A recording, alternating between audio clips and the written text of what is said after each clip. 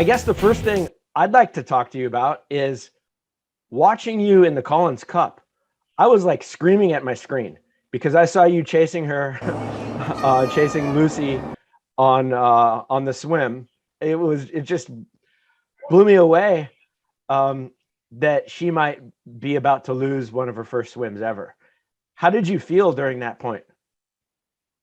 Yeah, I mean, I was just really happy because I'd never done a longer distance race before. So, like the Collins Cup, although it's not the distance of a half Ironman, it was the longest race I've ever done, and it was a fun race to go into with like no expectations for myself. But I was very happy to be on Lucy's feet. I know she's a very fast swimmer, but also like ITU.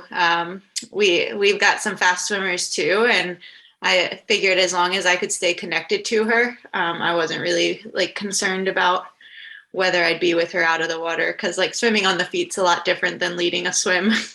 Yeah, but I mean, maybe it is, but she's really she's really the fastest out there, and those are distances that I don't think you had been doing as much as she had. Is that right? Yeah, but it's not so different. Like I think that one was probably 2K, and we probably do like 1600 meters. So it's really like in the grand scheme of like looking at longer distance races, the swim is the least of my concerns because it's more comparable to what we're doing than say the bike and the run distances. So afterwards, did you talk to her about the swim, or did you guys discuss anything?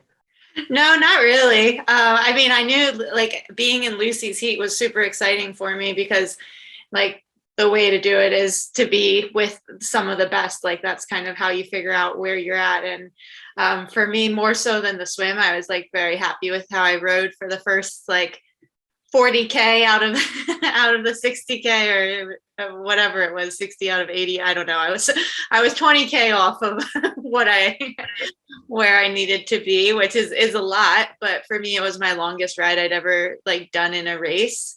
And I was going a little bit over what my coach had prescribed power wise for the first part, and then average the entire thing ended up being the average he had said. So I was Okay, like, well, but it was very not even, and the second part was very slow. I see. And then the run I think would just take a little bit of like having the right lead up into it of like more specific training to run fast for that long of a distance. But no, I didn't really talk to Lucy afterwards other than just like good job. Right, right. Yeah, and just fun So stuff. so basically that 400 meters extra on the swim wasn't as much as the difference would have been on the bike, you're saying, right? It's not as significant.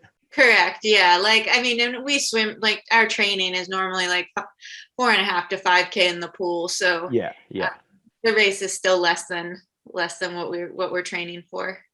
Sure, thanks. And before we move on to the other questions, do you think you paid for your overexertion on the bike in the run, or were you still able to maintain your run like you had hoped? The run for me was just such a peculiar feeling because it was like I couldn't, I knew I could run faster and I was in a very comfortable zone, but I like couldn't push myself. I think having like more people to kind of chase down in like a more typical race would have been better because I'd really be interested to know whether it was more mental or physical for me at like that point once like that course was such that once she was pretty far up ahead, it just was like harder to continue to push knowing she was the only one that I was supposed to try and get.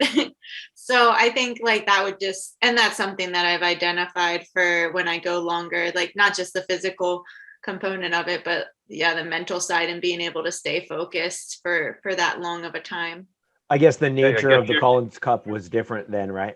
Like it's not like there's a big crowd and you can see like, oh, this person's like 10 meters ahead. I just got to pass her and pass him and pass this guy. And it's like, okay, I'm alone. Yeah.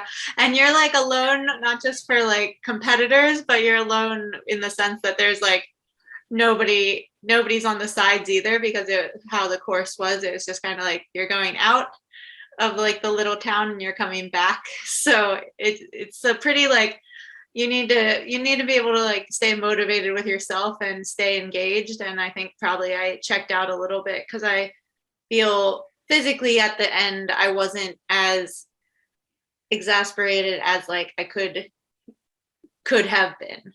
I guess that's good and bad in a way, right? Yep, that is good and bad in a way. It's good because I know there's so much more. It's bad because yeah, like you want to be able to push yourself to your limits every race, and that's definitely like something that I'll be able to learn over just having a little bit more experience in that distance.